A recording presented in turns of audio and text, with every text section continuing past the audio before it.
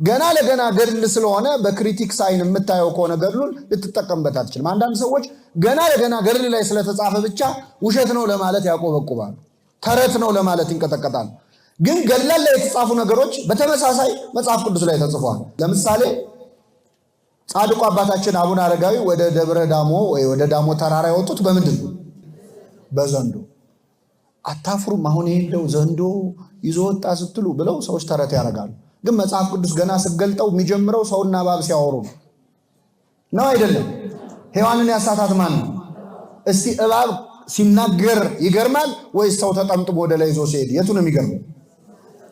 እባብ መናገሩን ያመንክ ሰውዬ እባብ ተጠምጥሞ ይዞ ወጣ ሲባል ለምንድን ነው የምትናደደው? እኔ በጣም ይገርማል። ጻድቁ አቡነ አረጋዊ እባብ ወደ ላይ ይዟቸው ወጣ ይላል። የዮሐንስ ማን ነው? የማርቆስ ወንጌል ምዕራፍ 16 ያመኑትን ብዙ ምልክቶች ምን ይሏቸዋል? ይከተሏቸዋል ብሎ ምንድን የሚለው? እባብና ጊንጡን ይይዛሉ፣ እባቡን ይይዛሉ ይላል። ለአቡነ አረጋዊ ሲሆን አይሰራም ወይ እባቡን መያዝ? እኔ ሰዎች ያመኑትን ብዙ ምልክቶች ይከተሏቸዋል ይልና በአዲስ ቋንቋ ይናገራሉ፣ እባብና ጊንጡን ይይዛሉ፣ የሚገድል ነገር ቢጠጡ አይገላቸውም። ከዚች ውስጥ ይገርማቸዋል ብዙ ሰዎች መርጠው ሪስክ የሌለውን አዲስ ቋንቋ ይናገራሉ ቢለው ነው የሚጠቀሙበት። ልሳን ምናምን ብለው አዲስ ሪስክ የሌለውን ማለት ነው። እባቡ ያስቸግራል አይደል? መርዙ ያስቸግራል። አዩትና ሪስክ የሌለው የትኛው ነው? መለፍለፍ። ስለዚህ እሱን ይላል እና አቡነ ገብረ መንፈስ ቅዱስ ግን ከአንበሳ ከነብር ጋር ነበሩ፣ ክርስቶስ ከአራዊት ጋር ነበር ይላል። ዳንኤል ከአናብስት ጋር ሆነ የሚለውን ታሪክ ካመንክ አቡነ ገብረ መንፈስ ቅዱስ ከአንበሳና ከነብር ጋር ነበሩ ሲባል ለምን ትገረማል? ቁራ እግዚአብሔር ያሳያቸው ኤልያስን መገበው ይላል። እኔ እግዚአብሔር ቅኔ አንዳንዴ ይገርማቸዋል። አሁን ቁራ ለመጋቢነት በፍጹም የማይሆን ወፍ ቢኖር ቁራ ነው። የገዛ ልጆቹን የማይመግብ ሆዳም፣ የሚበር ጅብ ማለት ነው። በቃ ባጭሩ በጣም ሆዳም፣ ልጆቹን የማይመግብ ነው። በዛ ላይ መልእክት እንኳን የማያደርስ። እንደውም ስንናገር የቁራ ምንድነው ምን ጠዋትና ማታ እየመጣ አስተናጋጅ ሆነ ለኤልያስ ምግብ እያቀረበ ምን ልታዝዝ ያለ። እግዚአብሔር ሲቀኝ እኮ ነው። አያችሁ፣ እኔ ከፈለኩኝ ቁራን መጋቢ አደርገዋለሁ። እንዴት ከቁራ ስጋ ለኤልያስ ሊሰጠው ይችላል? ይህንን ታሪክ ካመንክ አቡነ ገብረ መንፈስ ቅዱስ ለቁራው አይናቸውን መገቡት ሲባል መጠራጠር የለብንም።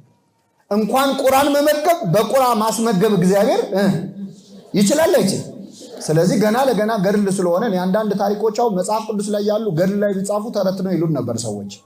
በጣም ይገርማል። አሁን በለዓም አህያው ተናገረ የሚለው ገድል ላይ ቢሆን ኖሮ ያለው ማን ያምነናል? ጭራሽ አህያ ወራ ልትሉ ነው ይሉናል። ግን ይህን መጽሐፍ ቅዱስ ላይ ስላጻፈው ስሙ የተመሰገነ ነው። ስለዚህ አንተን የእምነት ችግር እንግዲህ አንተ አታምንም ተብሎ ቤተክርስቲያን የእግዚአብሔርን ድንቅ ስራ አታስቆመው። ቅዱሳን ታምር ቢያደርጉ ለምሳሌ ታምረ ማርያም ታምረ ኢየሱስ ነው። ምክንያቱም እመቤታችን ምንም ታምር ብታደርግ በማን ኃይል ነው? በእግዚአብሔር ኃይል ነው። ስለዚህ ገድላት ከሶስቱ በአንዱ ወይ በሌላ አንባቢው ችግር ወይ በጸሐፊው ችግር ወይ በተርጓሚው ችግር ገድላት ላይ ችግር ሊኖር ይችላል። የማረም ኃላፊነት ግን የሊቃውንተ ቤተክርስቲያን ነው። አንድ ነገር ልንገራችሁ። አንድ ሰው በጩቤ ቢወጋ ሆዱ ውስጥ ጩቤ ቢሰካበት መፍትሄው ምንድን ነው? መፍትሄው ምንድን ነው? ምንድን ነው የምታረጉት? ወዴት ነው የምንወስደው? አይ ሆስፒታል ድረስ ከሚለፋ እኔ ራሴ ሄጄ ያን ጩቤ ባወጣለት ዘረገፍኩት ማለት ነው። ይሞታል አይደል? ሆስፒታል ሲሄድ ምንድን ነው የሚደረገው? ሐኪሞቹ ዝም ብለው ይዘረግፉታል። ቀስ አድርገው ምንም ሳይጎዳ ቀስ ብሎ ደህናውን አካሉን ሳይነኩ በጣም ረጅም ሰዓት ፈጅተው በሰርጀሪ ያንን ከውስጡ ያወጡለታል ማለት ነው። በጥንቃቄ ከወጣ ይህ ሰውዬ መኖር ይችላል። ዝም ብለህ ከዘረገፍከው ግን ሰውዬ ይሞታል። ገድላት ላይ፣ ድርሳናት ላይ፣ አዋልድ መጽሐፍት ላይ ችግሮች ቢኖሩ ነን ፕሮፌሽናል በሆነ መንገድ ዝም ብለህ መዘ ማውጣት አትችል። አንተ አይደለም መተቸት ያለብህ። ፊሎሎጂስቶች አሉ፣ የቋንቋ ሊቃውንት አሉ፣ የቅኔ መምህራን አሉ፣ የመጽሐፍት መምህራን አሉ። ይሄ ችግር የአገባብ ችግር ነው፣ ይሄ ችግር የታሪክ ችግር ነው ብለው ለይተው የሚሰጡን እነሱ ናቸው። ቤተክርስቲያንም ማዳመጥ አለብን።